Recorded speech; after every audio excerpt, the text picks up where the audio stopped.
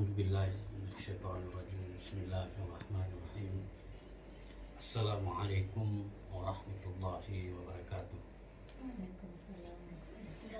Alhamdulillah, salatu wassalamu ala asyrafil mursalin Sayyidina Muhammadin wa ala alihi wa ashabihi wa mawala. Asyhadu an la ilaha illallah wa asyhadu anna Muhammadan abduhu wa rasuluh al-mab'uts rahmatan lil alamin. Amma ba'd. Wa qala Allah subhanahu wa ta'ala fil Qur'anil azim wa huwa asdaqul qailin. A'udzu billahi minasy syaithanir rajim. Bismillahirrahmanirrahim. Wa in ta'azzana rabbukum la in syakartum la azidannakum wa la in kafartum inna adzabi lasyadid. Sadaqallahul azim. Jamaah rahimakumullah, pertama-tama kita panjatkan puji syukur kehadirat Allah Subhanahu wa taala oleh karena rahmatnya, hidayahnya serta taufiknya lah, sehingga pada malam yang kelima ini kita diberikan kesehatan, kekuatan, telah melaksanakan puasa Ramadan yang keempat, dan kita melaksanakan sholat isya secara berjamaah dan akan dilanjutkan dengan sholat tarawih secara berjamaah pula. Salawat serta salam tak lupa kita kirimkan kepada baginda Rasulullah Nabi Muhammad sallallahu alaihi wasallam, Nabi yang senantiasa menjadi panutan teladan di dalam melaksanakan aktivitas sehari-hari kita. Insya Allah, tema yang akan kita angkat pada malam kelima ini adalah tentang syukur nikmat. Berkaitan dengan ini, Allah Subhanahu wa taala berfirman di mukaddimah yang saya bacakan tadi, wa ta'adzana rabbukum, ketika Allah Subhanahu wa taala, Tuhanmu bermaklumat, la in syakartum la azidannakum wa la in kafartum inna adzabi lasyadid. Jika kamu bersyukur atas nikmat yang kuberikan kepada kalian, maka akan kutambah nikmat itu. Wala in kafartum inna adzabi lasyadid, akan tetapi bila kamu kufur, maka sungguh azabku sangat pedih. Nah, bila kita menghitung-hitung nikmat Allah Subhanahu wa taala, andaikan semua pepohonan di muka bumi ini kita jadikan tinta untuk mencatat nikmat Allah, untuk jadikan pena, dan semua air di muka bumi ini, air lautan, dijadikan sebagai tinta, maka sungguh akan habis tinta itu, akan tetapi tidak cukup untuk mencatat nikmat Allah Subhanahu wa taala. Di dalam diri kita saja berapa nikmat Allah. Ketika kita mampu bernapas dengan normal, alhamdulillah, itu gratis. Coba lihat di rumah sakit, orang menggunakan oksigen setengah mati bernapas. Kita diberikan nikmat kekuatan dan kesehatan. Begitu banyak orang yang sakit ingin merasakan nikmat kesehatan.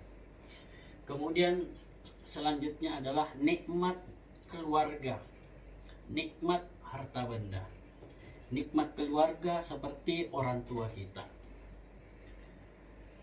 La in syakartum la azidannakum. Bila kita bersyukur terhadap apa yang telah diberikan oleh Allah, orang tua yang diberikan oleh Allah Subhanahu wa taala, maka rezeki kepada orang tua itu akan bertambah. Akan tetapi bila kita kufur, kita sering membantah orang tua, maka nikmat itu akan dicabut dan azab Allah sangatlah pedih. Banyak orang menginginkan orang tua yang sehat, banyak orang menginginkan orang tua yang peduli kepada kita, banyak orang yang menginginkan orang tua yang selalu sedia untuk kita, selalu menyediakan kebutuhan kita, akan tetapi mereka tidak memilikinya. Mungkin orang tuanya sakit-sakitan, mungkin orang tuanya tidak punya pekerjaan, bahkan mungkin orang tuanya telah tiada. Begitu banyak orang di sekitar kita. Ada mungkin teman kita, bapaknya tidak ada, sehingga tidak ada yang melindungi dia ketika ada yang mengganggunya. Ada mungkin bapaknya, tidak ada ibunya yang selalu membelainya, menyayanginya, mengasihinya, akan tetapi ibunya tidak ada. Bahkan ada orang kedua-duanya tidak ada. Sudah tidak ada bapaknya, sudah tidak ada ibunya. Olehnya itu ketika kita masih punya orang tua, sayangilah dia, cintailah dia, perhatikanlah dia. jangan menyakiti hatinya. Karena kapan kita menyakiti hatinya, bila Allah murka bisa saja mencabut itu. Kita tidak mengharapkan itu terjadi. Anak-anakku bersyukur ada Umi, ada Abi. Umi yang bisa bekerja dan hasil kerjanya membelikan apa yang kita butuhkan. Abi juga demikian. Tapi kalau kita tidak mau mendengar mereka, tiba-tiba Allah murka, dicabut rezeki orang tua kita, itu nikmat orang tua itu.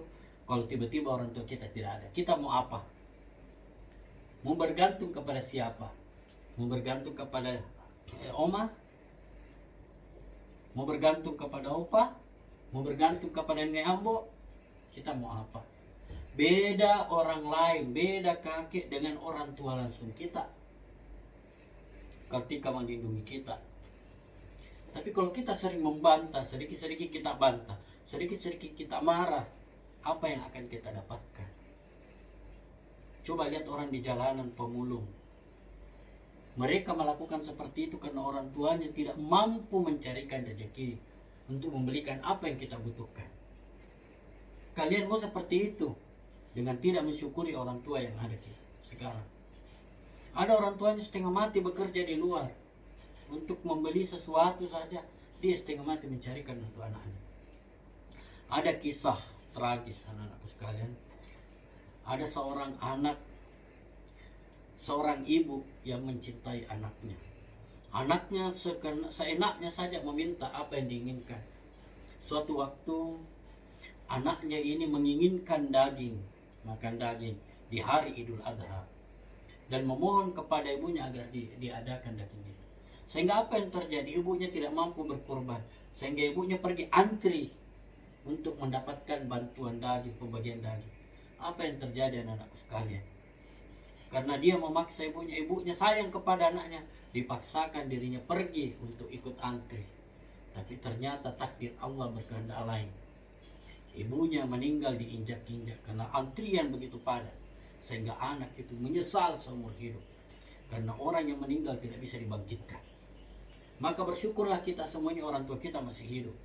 Oma, opa masih hidup. Umi bersyukur, makanya Umi itu selalu menjaga perasaan oma, perasaan opa. Begitu juga Abi.